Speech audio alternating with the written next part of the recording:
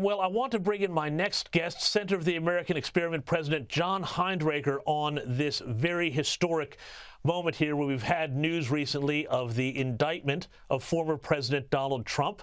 We believe that's going to happen sometime next week. John, first of all, your reaction as a lawyer to what's happening in New York. Well, James, it's a joke. To go through it just very, very quickly, assuming that Trump paid Stormy Daniels $130,000 for a non-disclosure agreement, that's perfectly legal. He then recorded that as attorney's fees in some accounting that he did with one of his companies, and it's alleged that that is a misdemeanor. However, the statute of limitations has run on that misdemeanor, and so they have to make it into a felony by saying that that was done in order to commit another crime. Well, what's the other crime? Well, the other crime supposedly is a campaign finance violation, only it wasn't. The Department of Justice has already passed on that, not pursued it. Trump used personal money to pay a personal obligation. If he had used campaign funds to pay Stormy Daniels, that would be a campaign finance violation, but he didn't do that. And so the whole thing, from a legal perspective, is kind of a joke. And John, though, from as a prosecutor, if someone's a prosecutor, they've got prosecutorial discretion, is my understanding on it. You correct me if I'm wrong, because I'm not a lawyer, but they have the choice to take or not take a case depending on what the likelihood of it succeeding is. Everybody is saying that this case is legally very unsafe, very unsound. Would this be prosecutorial malpractice on the part of Alvin Bragg? Well, I don't know, James. This case would be tried in New York, and New York City is intensely hostile to Donald Trump. And so I don't rule out the possibility. Trump will try to get it dismissed, obviously, and he'll likely succeed. But he might not succeed. And if he doesn't, we could have the spectacle of a former president going in front of a very hostile jury in New York that probably would convict him. And then you'd have appeals and so on.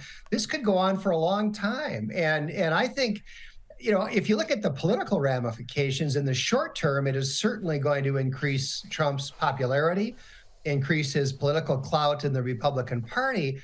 But I think none of us really know how it's going to play out. And I don't know that Republican primary voters are going to be anxious to nominate somebody who is in the midst of a criminal proceeding. It's very, very weird territory that we moved into here, John, that's for sure. But now I want to move on to some other horrible news out of the United States this week. And I want to get your thoughts on the Nashville school shooting, but particularly the reaction of a lot of the media and various political types who are trying to make this about gun control and other issues, including restrictions on, various transgender activities and so on, when there's a lot more going on here. How has this shooting sort of scrambled the media narrative around these horrible mass shootings, which do seem to happen far too often in the U.S.? Well, we get about one school shooting, so-called a year, James, and it never fails. The same arguments get trotted out. What's different here, of course, is that the shooter was a woman. That's relatively unusual. She apparently very recently has decided that she was trans, she wanted to be a man, whatever. And so you've got this spectacle of this mentally disturbed, autistic young woman murdering 6 Christians, 3 9-year-olds and 3 staff members in a Christian school, and liberal commentators are trying to blame these murders on the Christians. I mean, it's really kind of unbelievable. But the other thing going on here, James, is that we've seen increasingly violent edge to this trans movement. And we've seen brawls breaking out at demonstrations. We've seen increasingly violent imagery. We've seen leaders of this trans movement designating April 1st as the Trans Day of Vengeance, when they're going to have big demonstrations. And we saw the spokeswoman for the governor of the state of Arizona, 14 hours after this murderous rampage, do a tweet that showed a picture of a woman holding 2 pistols, and it said, "This is what we do when we see transphobes." apparently, as best you can tell, endorsing this mass murder by Audrey Hale. It's unbelievable. Now that spokeswoman subsequently had to resign, but we're seeing this real edge of violence in the trans movement. And I think apparently Audrey Hale left behind a manifesto, so-called, very writings. And we'll see. I don't know whether she was influenced by this violent imagery, violent rhetoric or not, but I think it's a serious question. Yeah, I mean, look, I think you're right, John. I think, it's important to distinguish between that, hard political movement of transgender people and, the vast majority who aren't necessarily involved with the political side of things. But there is a real edge to it, I agree. I want to move on, though, to some hearings that we had in Washington just yesterday, where Defense Secretary Lloyd Austin was he was visibly frustrated, but he was also really taken to task by Republicans at the Senate Armed Services Committee, who criticized him for everything from Defense Department-sponsored drag queen story hours happening on military bases. He denied that these were happening, but then, they showed all these posters for them, to his role in the withdrawal from Afghanistan. Now, I got to say, I think it's great that the Congress is taking up these lines of questioning here.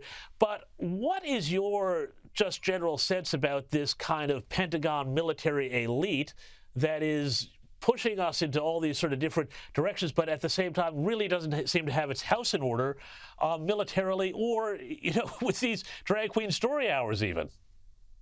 James, that's exactly right. Now, the context here is that all of the branches of military service have badly missed their recruitment quotas. They're not signing up the soldiers and sailors and Marines that they need. And obviously, the reason is that the sorts of young men and women who would volunteer to serve in the armed forces aren't interested in going woke.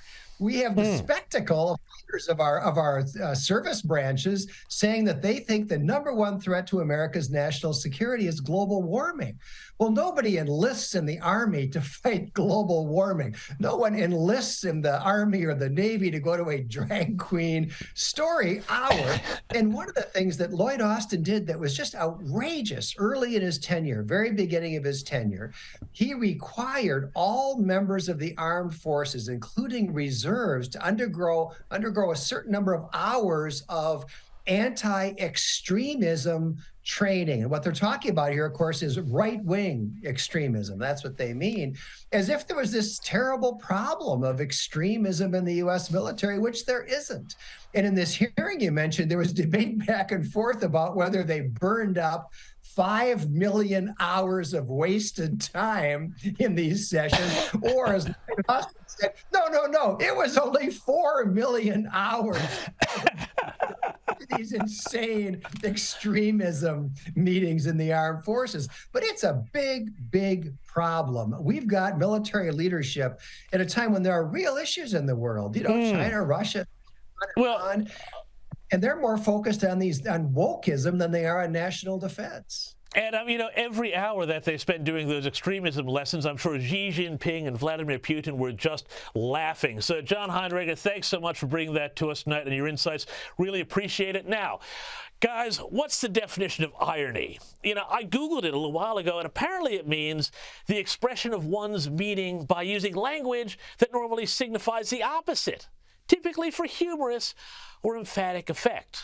So, I guess maybe a good definition of irony would also be Joe Biden taking a 75-car motorcade of armored SUVs to Canada to talk about global warming. Yep, that's right. Look at that. They just keep coming and coming. Whoosh, and there's another one coming again. Well, there's some more.